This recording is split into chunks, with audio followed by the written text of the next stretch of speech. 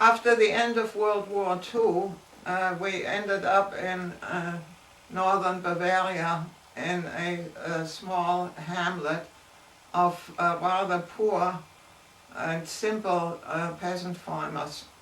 And at first we lived upstairs in the little house that belonged to one of the poorest couples in the hamlet, an old couple that was working very hard to keep going. And now it is harvest time, and I will read, the couple's name was Steinacker. I will read to you from the chapter, The Steinackers at Harvest Time. It is mid-September now. The rye and the wheat fields have been harvested. Herr and Frau Steinacker are thrashing in the barn with a big door open wide to let as much dust as possible blow outside. I stand near the entrance and watch. A few sheaves at a time are thrown on the cement floor, untied and spread out. The Steinackers stand on opposite sides of it with a flail in their hands, alternately striking down upon the ears of grain until they are emptied out. The straw is retied into sheaves and stored away to be used later for bedding under the cows. New sheaves are spread out and the thrashing continues. After a while, the kernels on the floor are swept up and put into a huge sieve, which is vigorously shaken back and forth to get rid of the chaff. I can see that this is exhausting work, especially for an aging couple like the Steinackers. Yet there is an elementary beauty about it. When the cows are not needed for work at this time of year, they are driven out of the stable in mid-afternoon to graze on the triangular plot in front of the house.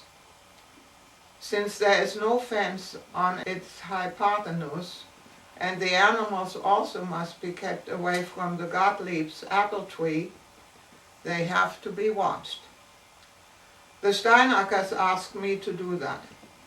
But I am terrified of those big creatures with their impressive horns. Reini, my brother, is afraid of them too. He is not yet 3 years old. However, when Frau Steinacker hands him a whip, consisting of a tightly twisted string with a knot at the end and fastened to a stick a little longer than he is, and tells him that the cows will mind this flimsy weapon, he courageously marches out to herd the animals.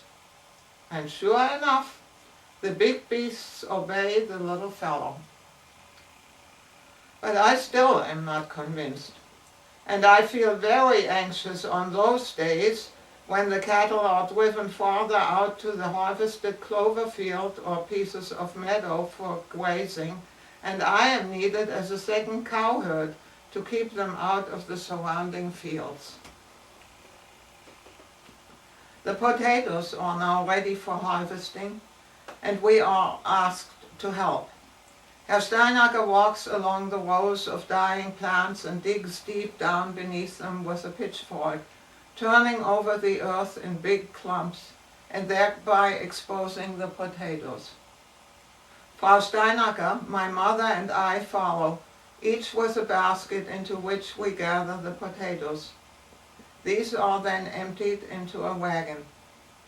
We must carefully feel around each plant to make sure that we do not miss any of this precious crop. My mother and I soon wear out from this back-breaking work. Yet it is also satisfying to smell the upturned earth and to feel the shape of each potato and sense the promise of this food supply for the winter. At the end of this harvest, the dead plants are piled into heaps and burned. A few potatoes are placed near the edge of the smoldering fires, where they stay until their skins are black and cracking among the glowing ashes. Each of us receives one of these special treats, which taste delicious, especially to Riney and me. The Steinakers are permitted to sell us 2 centner, 100 kilograms, of their potato harvest for our year's supply. They can keep about that much for themselves. The rest must be sold to the authorities. My mother says that the potatoes of this region are particularly good.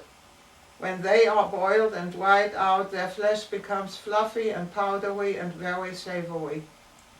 They are our main staple, but we never have enough of them. All of this style of harvesting is long gone now. It no longer is done this way in Germany, perhaps in some other country, but I am told it is history.